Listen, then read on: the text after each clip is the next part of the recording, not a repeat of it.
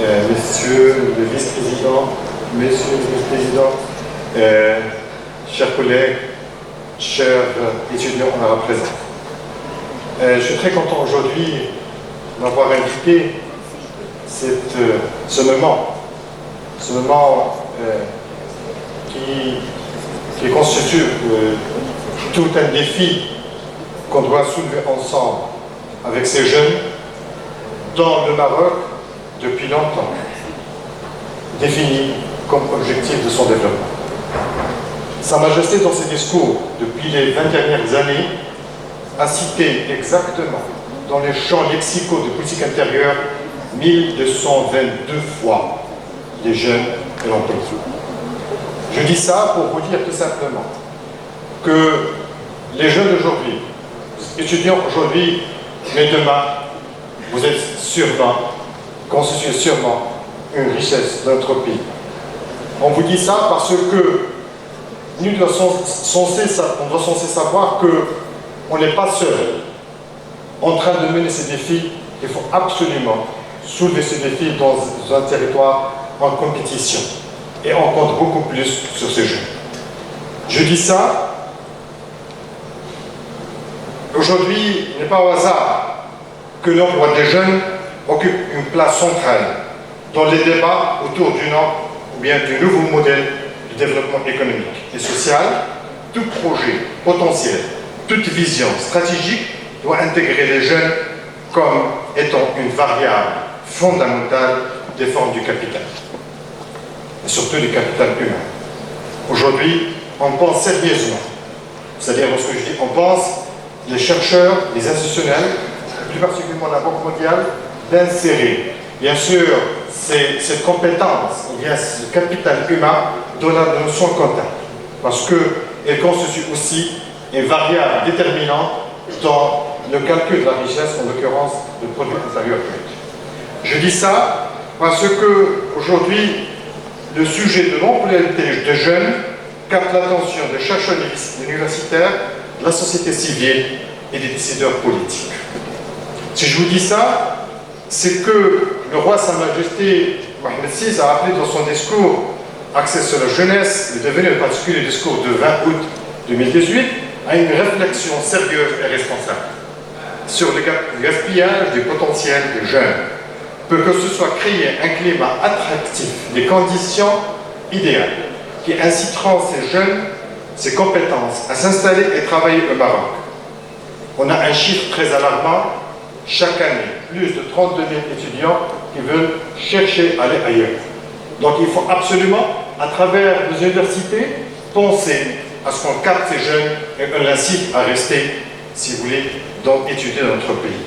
Ceci dit, un autre problème qui est très urgent, qui a attiré l'attention de Sa Majesté, c'est l'attention sur la question de l'emploi des jeunes, notamment par rapport à son articulation au système d'éducation et de la formation.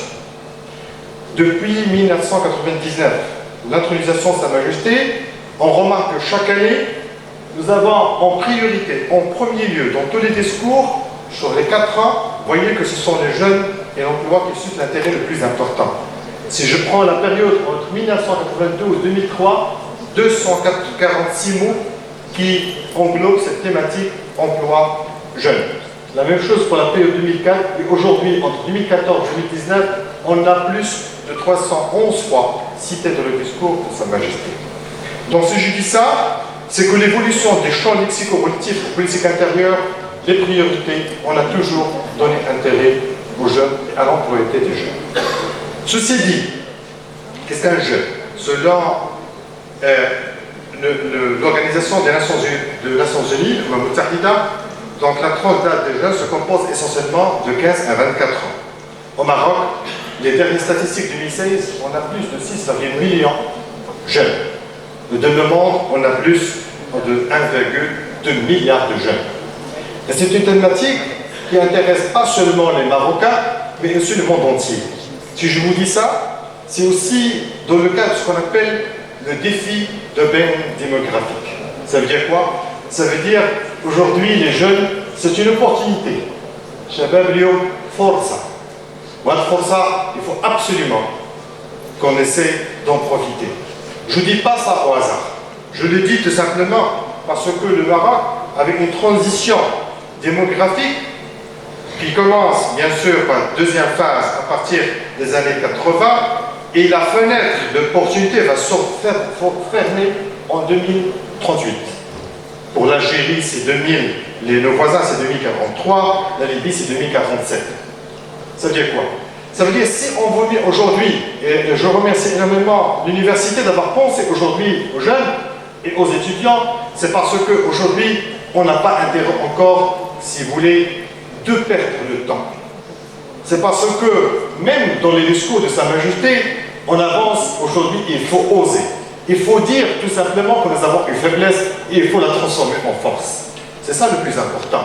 C'est parce qu'aujourd'hui, on a des jeunes, il faut profiter. Et nous avons un fait réel. Ça veut dire quoi le fait réel? C'est dans le cas de benchmarking, dans le cas d'analyse comparative. Nous avons des pays, en l'occurrence, si vous voulez, je passe pour les pays comme Philippines, Chili, Turquie, l'Afrique du Sud, la Malaisie. Ces pays ont essayé tout simplement de réussir leur développement. Et aujourd'hui, le Maroc, il est en train de définir, bien sûr, ce nouveau modèle de développement économique. Et Sa Majesté va nommer incessamment, si vous voulez, la commission qui va veiller sur ce nouveau modèle de développement. Les pays qui ont réussi, ils ont tout simplement mis en relation 3 points importants. Les dividendes démographiques, ou bien l'aubaine démographique, le mouvement d'urbanisation et la hausse du niveau de scolarisation avec la qualité de l'enseignement pour que les élèves acquièrent de véritables compétences. Ce qui corrobore parfaitement ce qu'on fait aujourd'hui, c'est-à-dire comment on réfléchit ensemble pour que les élèves aient les meilleures compétences et participer au développement réel de leur pays. Donc si je vous dis ça, ces 3 tendances, aujourd'hui, on doit saisir l'opportunité.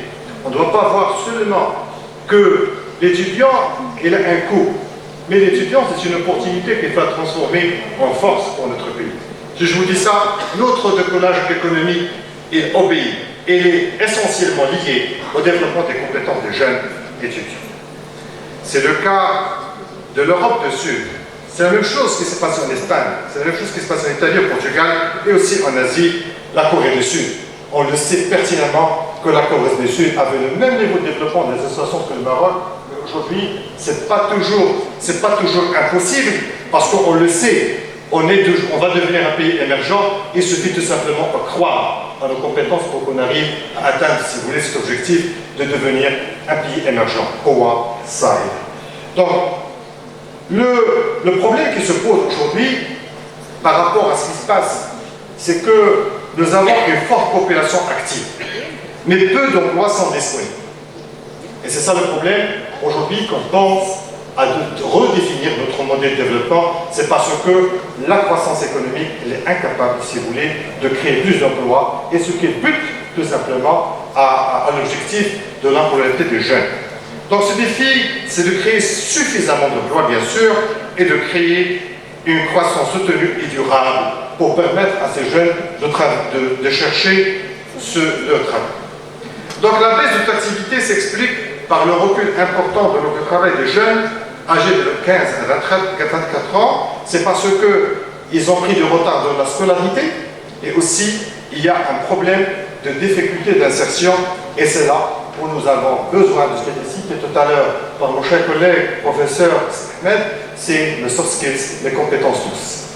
Donc cette aubaine, normalement, c'est un potentiel de croissance économique inestimable.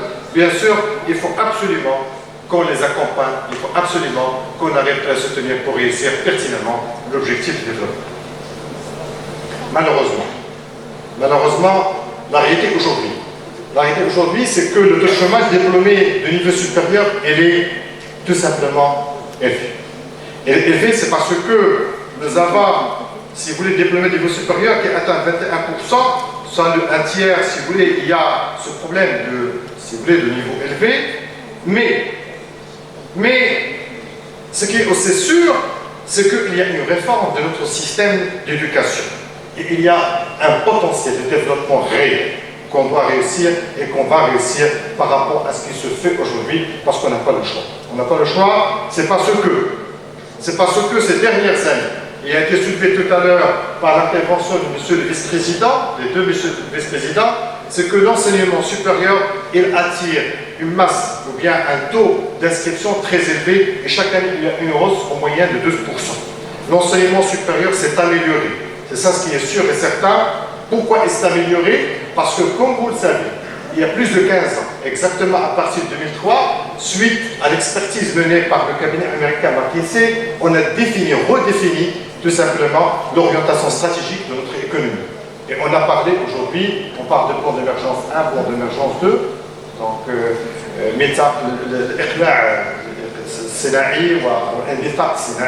donc c'est des plans structurants de l'industrie. Nous avons le plan Rawaj, le plan Azur, énormément de plans qui sont en train de, peut-être demain, on va, le moyen terme, on va tout simplement tirer profit de ces grands projets structurants de notre économie.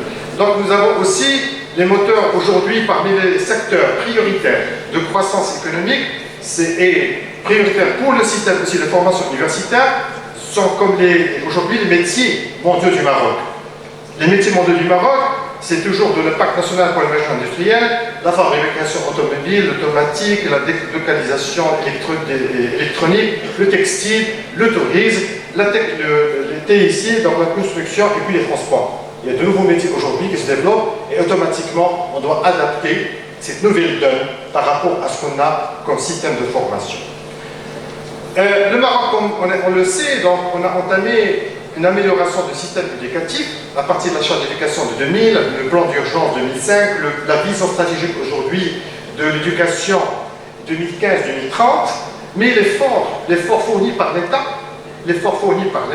pour améliorer le taux d'insertion diplômée des établissements universitaires s'est soldé par des résultats presque inaperçus, puisque le chômage ne cesse d'augmenter, c'est les chiffres officiels qu'on dispose aujourd'hui.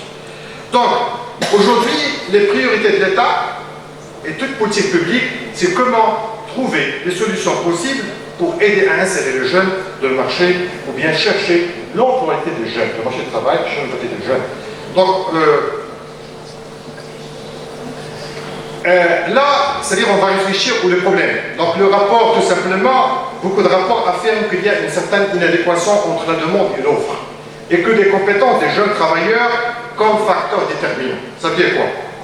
Ça veut dire que le chômage, c'est pas parce qu'il y a un problème de, je dirais, de déséquilibre entre l'offre et la demande, c'est parfois il y a un problème de compétence des jeunes. Ils ne développent pas, ils oublient. Et nous, on croit que si on arrive seulement à leur calquer, à leur donner des compétences techniques, ça suffit pour leur dire « vous allez chercher un job, vous allez chercher un emploi ». Ce qui a été dit tout à l'heure par mon cher collègue, c'est qu'aujourd'hui, il faut penser aux compétences non techniques. C'est le soft skills. C'est tous les rapports mondiaux aujourd'hui qui corroborent ce que je dis. C'est le rapport de l'OCDE, l'Organisation de coopération et développement économique. C'est le rapport de Forum économique mondial 2015-2016. Tous les forums aujourd'hui disent ensemble qu'il faut absolument penser à développer les compétences douces, ou bien les compétences souples comme vous voulez, par rapport au hard, par rapport aux compétences souples. Donc si on vous dit ça, c'est que le manque de compétences aujourd'hui comme une contrainte importante à l'embauche. À l'embauche, c'est que ce qui le pousse tout simplement à réfléchir ensemble toutes les mesures qui doivent être prises pour dire que le jeune, l'étudiant, une fois qu'il aura son diplôme, il doit penser à développer simultanément ses compétences, mais aussi nous avons un rôle de l'université, tout à l'heure cité par M. le Président, c'est tout ce qu'on a comme apprentissage sur le tas, l'expérimentation, tout ce qu'on a aujourd'hui va vous servir sûrement et certainement de votre insertion dans le marché du travail. Donc, je ne vais pas ici, puisque le temps ne me permet pas, je ne vais pas étaler les débats sur le problème du marché du travail, l'insertion des jeunes, les facteurs principaux. Donc, nous avons la nature du tissu économique, le cadre institutionnel, la capacité d'entreprendre des jeunes. Et là, on pense aujourd'hui aussi de parler de ce qu'on appelle la cadéprenariat. La cadéprenariat, aujourd'hui, c'est qu'on doit faire apprendre aujourd'hui les jeunes de savoir entreprendre depuis leur, je dirais, leur présence au niveau des universités. C'est un nouveau concept aujourd'hui qu'on pense sérieusement à l'introduire dans l'esprit des jeunes avant qu'ils passent à l'acte d'entreprendre, une fois qu'ils obtiennent leur diplôme. C'est le cas de Google qui aujourd'hui participe par rapport à ses salariés de leur donner l'occasion d'entreprendre au sein de l'organisation. Donc, je vais axer beaucoup plus, c'est l'objet de notre intervention, donc on a expliqué un petit peu les mots-clés de notre intervention, jeunes, emploi, le problème de développement des compétences. Donc le développement des compétences, c'est l'une des solutions aujourd'hui pour remédier à ce déséquilibre, à cette problématique d'insertion de jeunes dans le travail. Donc les compétences, c'est qu'on va dépasser seulement, on ne va pas se limiter seulement, il faut accompagner les connaissances académiques, ce qui a été souligné tout à l'heure, on ne va pas se limiter aux hard skills, il faut penser aussi aux soft skills. Donc les soft skills, bien sûr, c'est les attitudes personnelles. Pour ne pas nier les jeunes, l'État a mis, si vous voulez, les politiques publiques, les politiques d'emploi. Nous avons énormément, si vous voulez, de mesures pour votre insertion dans le marché du travail. Je citerai Idmaj, Tahil, Mokawalati, les nouveaux programmes de promotion comme Tatir. Il y a beaucoup de, si vous voulez, de mesures, mais toujours, même s'il y a ces mesures, même si l'État fournit l'effort, mais on a toujours un problème de l'implication, de la motivation, c'est la présence de profil de ce jeune étudiant qui veut vraiment se positionner au niveau du marché et au niveau de professionnalisme. Donc ce problème, c'est savoir mobiliser, comme j'ai dit tout à l'heure, les ressources psychosociales. Les ressources psychosociales, c'est que les jeunes aujourd'hui, les soft skills, c'est la mode du 21e siècle. Donc les attitudes de jeunes, comme tu as dit tout à l'heure, ils doivent savoir communiquer, gérer le conflit, relations humaines, faire des présentations, négocier, l'esprit d'équipe et avoir un niveau très élevé de ce qu'on appelle l'intelligence émotionnelle. Bien sûr, en cas de recrutement des jeunes, croyez-moi, ce n'est pas seulement le savoir-faire, c'est aussi le savoir-être et le savoir-vivre. Pourquoi je vous dis ça? C'est dans le cadre aussi d'une approche dynamique. À chaque fois, on change. Et on change de quoi? On change de critères. On change de critères. Si je vous donne l'exemple, je prends l'exemple ici, observé par rapport à l'étude menée par la Banque mondiale, ou bien le Forum économique mondial, on a un changement de la priorité. Le jeune doit être capable de résoudre le problème. C'est une des compétences sourdes. Il doit avoir cette pensée critique en deuxième lieu. Il doit avoir cet esprit de créativité. Il doit, le people management, il doit savoir s'organiser, piloter, coordonner avec les autres, l'intelligence émotionnelle, la capacité de jugement, la prise de décision, l'orientation, la négociation et la flexibilité collective. Mais croyez-moi, ce n'est pas un classement statique. Le classement, il est dynamique. Ça veut dire quoi le dynamique? Ça veut dire entre le 2020 et le 2015, il y a un reclassement de priorité de chaque élément. Donc ce jeune ne doit pas seulement dire que je suis fort en économie, je suis fort en comptabilité, je suis fort en mathématiques, et croyez-moi, je serai le premier à gagner ce travail. Ce n'est pas parce que vous avez ça, c'est parce que vous avez un profil. Et croyez-moi, au niveau de vos études, chaque étudiant dispose des capacités qui sont cachées. Il faut savoir extérioriser les capacités et les mettre en valeur.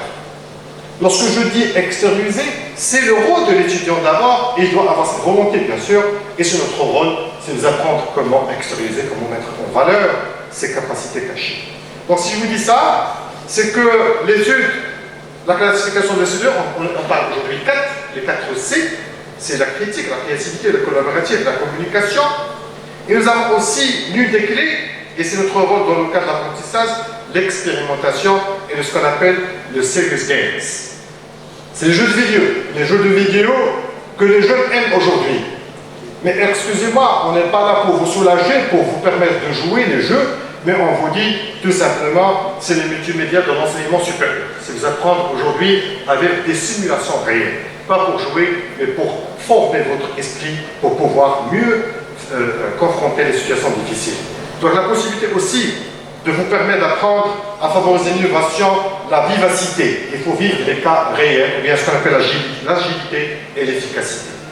Donc ceci dit, n'oubliez pas une chose qui est importante, c'est que le monde, il change. Et il y a ce qu'on appelle la contextualisation du problème. C'est ça le problème des jeunes. On leur dit, écoutez, c'est que l'État était le premier employeur dans les années 70, 80 et 90. Mais aujourd'hui, il n'est plus le premier employeur. Il faut penser à changer, le contexte a changé. C'est d'autres données. D'autres données, c'est que il est de votre train de comprendre que le Maroc aujourd'hui a changé et les données ont changé. Nous avons aujourd'hui le privé, l'esprit de privé. Nous avons l'esprit d'entreprendre. Nous avons l'esprit, si vous voulez, de gagner des entreprises qui n'existaient pas avant et surtout qui font confiance aujourd'hui. Les multinationales sont présentes et ils ont besoin des compétents et ce sont nos étudiants qui doivent chercher leur place dans ces multinationales. Donc l'environnement, il est volatile. L'environnement, il est incertain, il est complexe, il est ambigu. Et il faut vivre ce qu'on appelle l'éveil d'étudiants. Al-Talib al-Yaqid. Al-Yaqid, ça veut dire quoi Yaqid? Ça veut dire à chaque fois, je dois poser la question, qu'est-ce qu'ils ont besoin? Ce sont plus que je prends cette place. C'est parce qu'aujourd'hui, nous avons ce qu'on appelle les compétences cognitives et comportementales. Ceci dit, si je vous dis il faut vivre la veille stratégique, la veille des étudiants, c'est parce que la révolution numérique aujourd'hui, elle prend place dans le recrutement des jeunes étudiants. Tout à l'heure, on a entendu la présence de M. le Président, les multimédias sont très importants dans le digital. Nous avons aujourd'hui les modifications des paradigmes. Croyez-moi, c'est le saut digital. L'émergence de nouveaux métiers, la disparition d'un grand nombre d'évolutions des fonctions.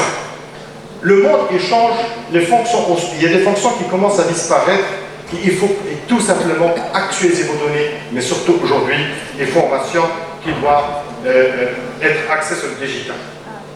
Si je prends l'étude de cabinet américain McKinsey, par exemple, nous avons des métiers où c'est la machine qui va remplacer l'homme, mais il faut penser à ce qu'on appelle le sens du travail.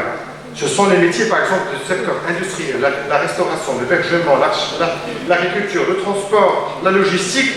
Et là, c'est une transformation, mais aussi c'est une opportunité à ce qu'on développe le sens, si vous voulez, du travail. Donc, le changement professionnel est induit surtout par des transformations numériques. Croyez-moi, aujourd'hui, l'économie, elle aussi, se transforme. On parle aujourd'hui de l'économie numérique. Il n'y a plus, c'est-à-dire on commence à voir une dominance dans les PIB mondiaux, aux alentours de 88 milliards de production internationale, 88 milliards de dollars, et le numérique il commence à prendre place, c'est-à-dire la digitalisation est importante de votre formation. En conclusion, je veux dire tout simplement que le Maroc est un pays émergent.